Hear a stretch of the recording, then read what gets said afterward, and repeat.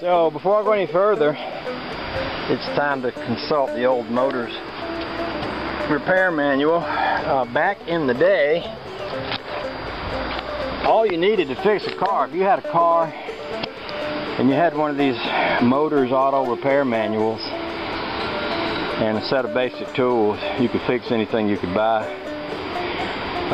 This one says 61, but it goes back to 53. I've got another one that's goes back into the 40s. I've actually got them all the way up through the 70s. And there's a little sticker on here that says guaranteed to stay up. And that don't mean that you can prop it on a fender because it's a hardback and read it, although you probably could. That means that they would upgrade this thing every few years. So there'd be a 61 version, a 62, a 63, a 64, a 65, and all that.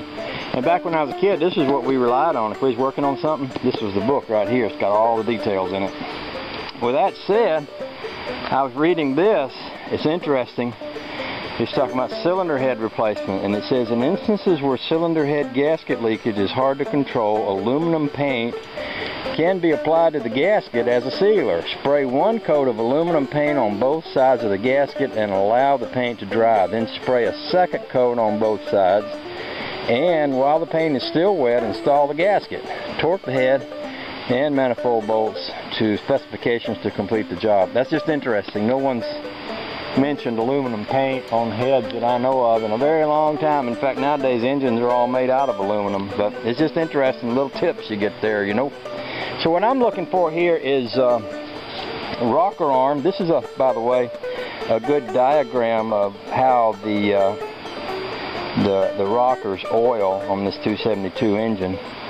And people have talked about that, you know, the problem comes from where it passes through the camshaft there.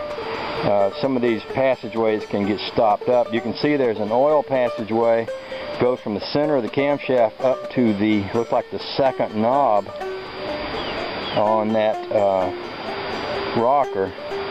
And I'm thinking it probably passes all inside the rocker there and then is supposed to squirt out and oil all these things. So I guess that's how it works. And if this passageway stops up, Lord help you, I'm thinking.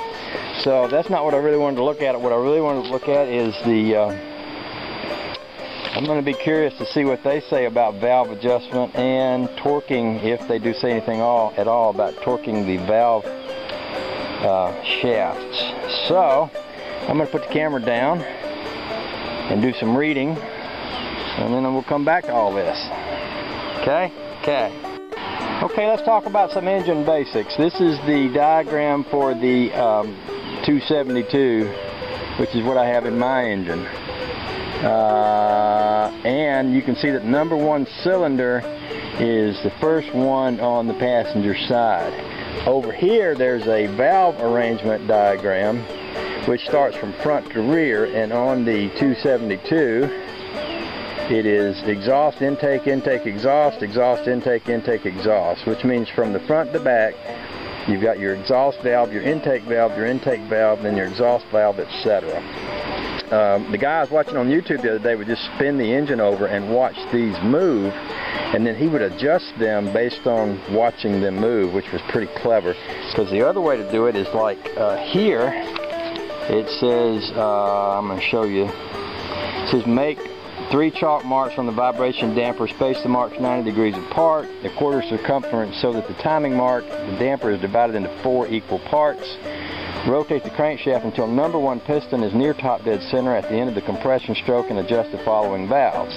Number 1 intake and exhaust, number 2 intake, number 4 exhaust, number 5 exhaust, number 7 intake. Rotate the crankshaft 180 degrees, and you see how this goes. The way the guy was doing it on YouTube is he was watching them go around, and he was talking about, you know, you can tell when they're both in a released position, and then the exhaust just starts to engage. At that point you can adjust the intake, or when they're both you know, when the intake is just releasing or just picking up, at that point the other will be in that sort of open meaning basically the rocker arms are at their highest point, the valves are completely closed, and there should be a little gap between the rocker ball and the rod that goes down to the camshaft. Maybe I can show you more about that as we go, but